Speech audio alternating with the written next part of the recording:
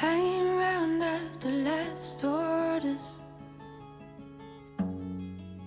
still so far from home. Hi Libra, welcome to your January 2025 horoscope.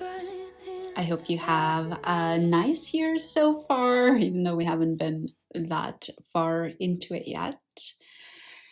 Before we get started into the horoscope, I wanted to announce that I'm hosting a workshop here in Amsterdam, the Netherlands, together in partnership with Atelier Clay. We are going to host a workshop on January 25th in Circle with Pottery and Astrology, where we use hand building techniques to make a bowl while having a discussion on the 2025 astrology. So if you live close by, I'd love to meet you in person. You can reserve your spot by emailing the address here on the screen. And you can check out all of the details that I've left for you down below in the comments. We start off the month on January 3rd with an opposition between Mars and Pluto.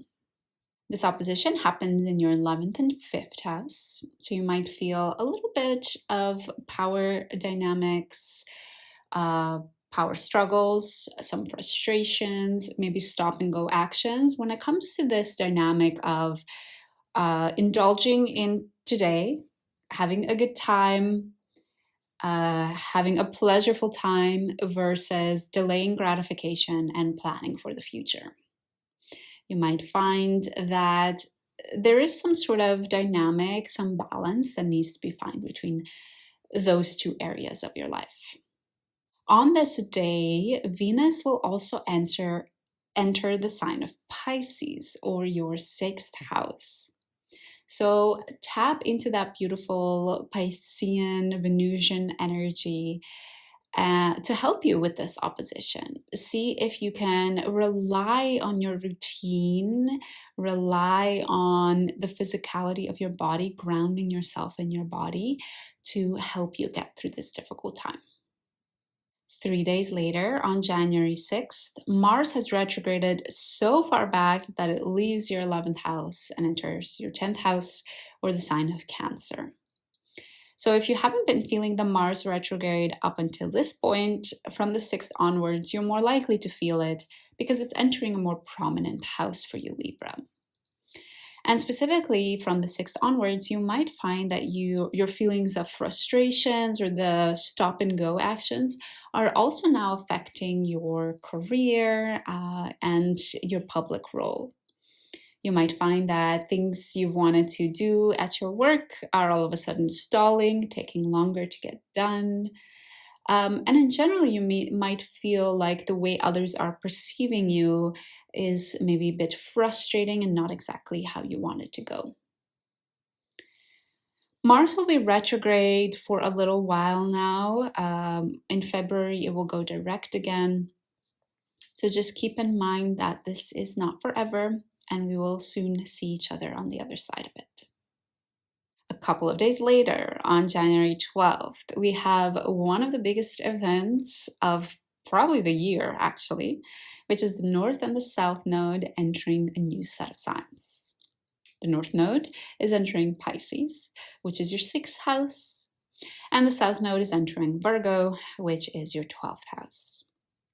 So for 1.5 years, you are going to be asked to step away from the shadow side of the 12th house, which is escaping from reality, disassociating yourself, throwing your hands up and saying, well, it doesn't matter because we're all going to die anyways. And shifting more into the energy of the 6th house, where you ground yourself in the day-to-day routine, where you focus on taking care of your body.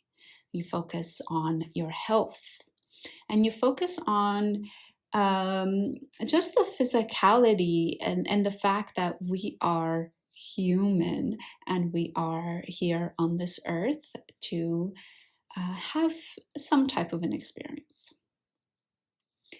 For the sake of time, that's all I'll add about the nodal shift for now. But do know that I will do a live dedicated to the North and the South Node very, very soon. So if you want to make sure you catch that one and learn in much more details what you can expect, then press that subscribe button.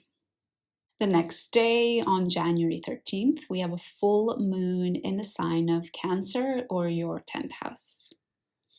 This means that you will be reaping what you sowed when it comes to your career. If you have been acting out of integrity, out of honesty, aligned with your true intentions, these will, of course, be good fruits of your labor.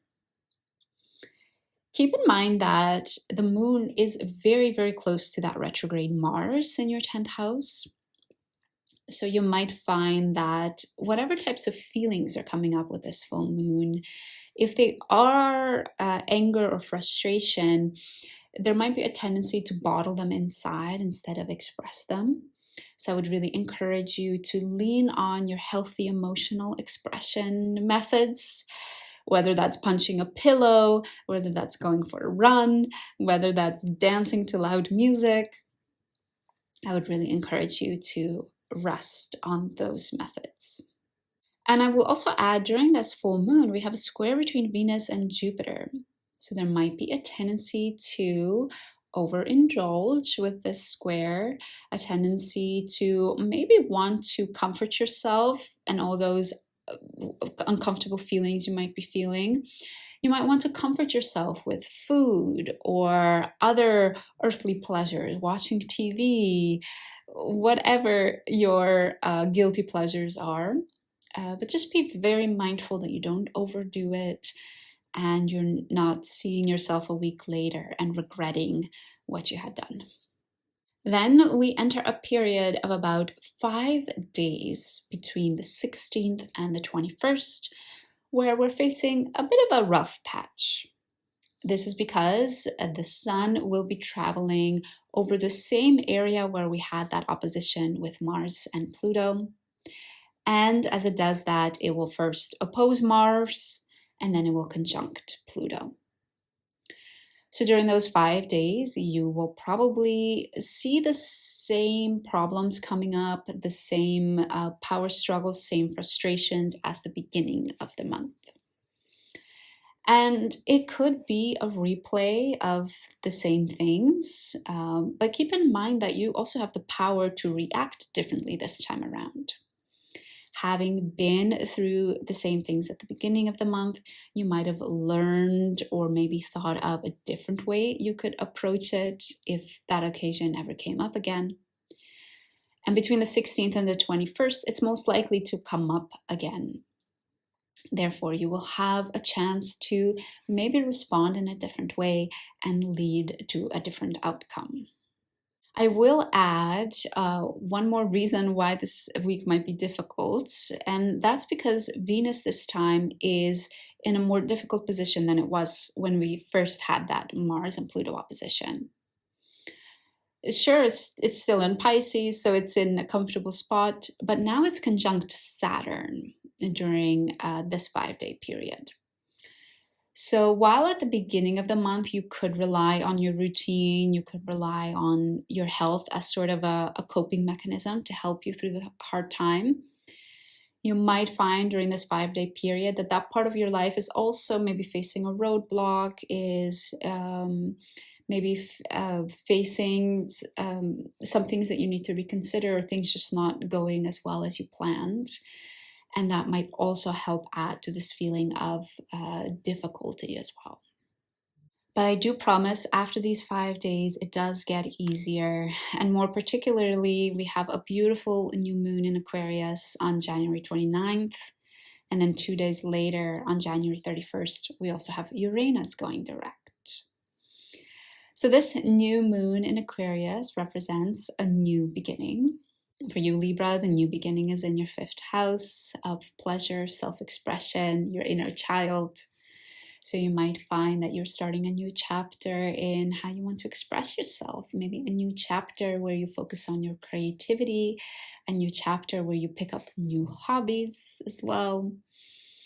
And remember, Uranus is about to go direct. It happens 2 days after this new moon. So you might already find that this new chapter takes a bit of a Uranian energy to it. You are all of a sudden expressing your inner child in a unique way, a way that's aligned with yourself and not according to what society wants you or expects you to be. And I will also add that Venus is no longer conjuncting Saturn. Venus is now actually moving towards a conjunction with Neptune in the North Node. That conjunction will happen in February, so we'll talk about it later. But towards the end of the month, you should already be feeling this beautiful, dreamy energy in your 6th house, maybe feeling super inspired with your routine and your health, maybe even feeling super inspired when it comes to your service and a skill that you can bring to the rest of the world as well. So it's a much, much better way to close off the month for sure, Libra. We see a couple of themes highlighted over and over again during the month of January. We talked about your 11th house of community and friendships. We talked about your house of spirituality, as well as, of course, the themes of your health and routine and your self-expression and daily pleasures. So it's a really nice combination of things to focus on during the month, and I hope you are excited for what's ahead. And don't forget, if you live close by to Amsterdam, the Netherlands, and you would like to meet me in person, join me at Atelier Clay on January 25th for a workshop. We'll get to build a clay using our hands, and we'll get to have a discussion about the rest of 2025 and what will be happening astrologically. All the details you can find down below in the comments. Thanks, Libra, and I hope to see you again soon.